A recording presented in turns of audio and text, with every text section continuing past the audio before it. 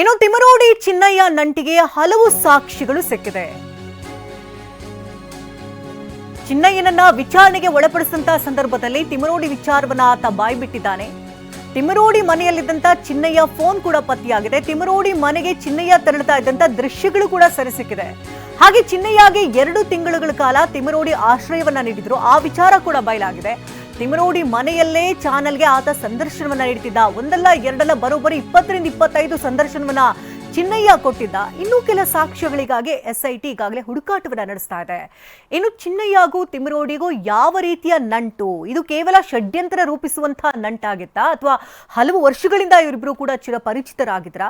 ಕೇವಲ ಈ ಷಡ್ಯಂತ್ರದ ಭಾಗವಾಗಿ ಚಿನ್ನಯ್ಯನನ್ನ ಬಳಕೆ ಮಾಡಿಕೊಂಡಿದ್ದಾರಾ ತಿಮರೋಡಿಯವರು?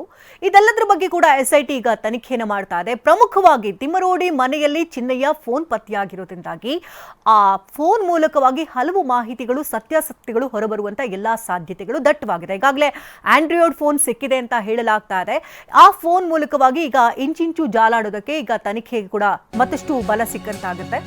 ಇನ್ನು ಆರೋಪಿ ಚಿನ್ನಯ್ಯ ಗುಂಪಿನ ಮಧ್ಯೆ ಗಲಾಟೆ ಏನಾದ್ರೂ ಆಗಿತ್ತಾ ಅನ್ನುವಂಥ ಸಂಶಯ. ಶವಶೋಧದಲ್ಲಿ ಏನೂ ಸಿಗದಿದ್ದಾಗ ಗಲಾಟೆ ಆಗಿತ್ತು ಅನ್ನುವಂಥ ವಿಚಾರ ಕೂಡ ಹೊರಬರ್ತಾ ಇದೆ. ಚಿನ್ನಯ್ಯ ಹೋರಾಟಗಾರರ ಗುಂಪು ಮಧ್ಯೆ ವಾಗ್ಯುದ್ಧವೇ ಆಗಿತ್ತಂತೆ. ಗುರುತಿಸಿದಂತ ಸ್ಥಳದಲ್ಲಿ ಕಳೇಬರ ಸಿಗದಿದ್ದಾಗ ಗಲಾಟೆ ಆಗಿತ್ತು. ಆರೋಪಿ ಚಿನ್ನಯ್ಯನ ವಿರುದ್ಧ ಗುಂಪು ಸಿಡಿದೆದ್ದಿತ್ತು ಅಂತ ಹೇಳಲಾಗ್ತಾ ಇದೆ. ಇನ್ನು ಕೈ ಮಿಲಾಯಿಸುವ ಹಂತಕ್ಕೂ ಕೂಡ ಈ ಗಲಾಟೆ ತಲುಪಿತ್ತು ಅಂತ ಹೇಳಲಾಗ್ತಾ ಇದೆ. ಎಸ್ಐಟಿ ತನಿಖೆಯ ವೇಳೆ ಹೇಳಿರುವಂತ ಆರೋಪಿ ಚಿನ್ನಯ್ಯ ಈ ವಿಚಾರಗಳನ್ನ ಆತ ಬಾಯ್ಬಿಟ್ಟಿದ್ದಾನೆ. ಕೆಲ ವ್ಯಕ್ತಿಗಳ ಹೆಸರನ್ನ ತಿಳಿಸಿರುವಂತಹ ಬುರ್ಡೆ ಚಿನ್ನಯ್ಯನನ್ನ ವಿಚಾರಣೆಗೆ ಒಳಪಡಿಸ್ತಾ ಇದ್ದಂತೆ, ಇನ್ನು ಪೊಲೀಸ್ ಟ್ರೀಟ್ಮೆಂಟ್ ಕೊಡ್ತಾ ಇದ್ದಂತೆ ಒಂದೊಂದೇ ವಿಚಾರಗಳನ್ನ ಆತ ಬಾಯ್ಬಿಟ್ಟಿದ್ದಾನೆ. 2 ತಿಂಗಳುಗಳ ಕಾಲ ತಿಮರೋಡಿ ಮನೆಯಲ್ಲಿಯೇ ಇದ್ದ ಚಿನ್ನಯ್ಯ, ಅದಕ್ಕೆ ಸಾಕ್ಷಿಗಳನ್ನ ಈಗ ಕಲೆ ಹಾಕಲಾಗ್ತಾ ಇದೆ. ತಿಮರೋಡಿ ಮನೆಗೆ ಹೋಗ್ತಿದ್ದಂತ ವಿಡಿಯೋ ಕೂಡ ಸೆರೆ ಸಿಕ್ಕಿದೆ. ತಿಮರೋಡಿ ಮನೆಗೆ ಚಿನ್ನಯ್ಯ ಹೋಗ್ತಾ ಇದ್ದಂತ ದೃಶ್ಯಗಳನ್ನ ಎಸ್ಐಟಿ ಟೀಮ್ ಈಗಾಗಲೇ ಕಲೆ ಹಾಕಿದೆ.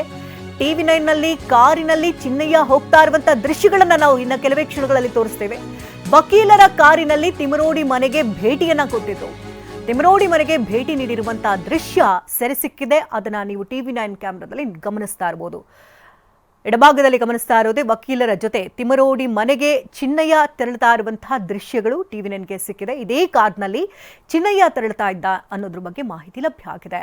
2 ತಿಂಗಳುಗಳ ಕಾಲ ತಿಮರೋಡಿ ಮನೆಯಲ್ಲಿಯೇ ಈ ಚಿನ್ನಯ್ಯ ವಾಸವಿದ್ದ ಅನ್ನುವಂತಹ ವಿಚಾರ ಕೂಡ ಬಯಲಾಗಿದೆ.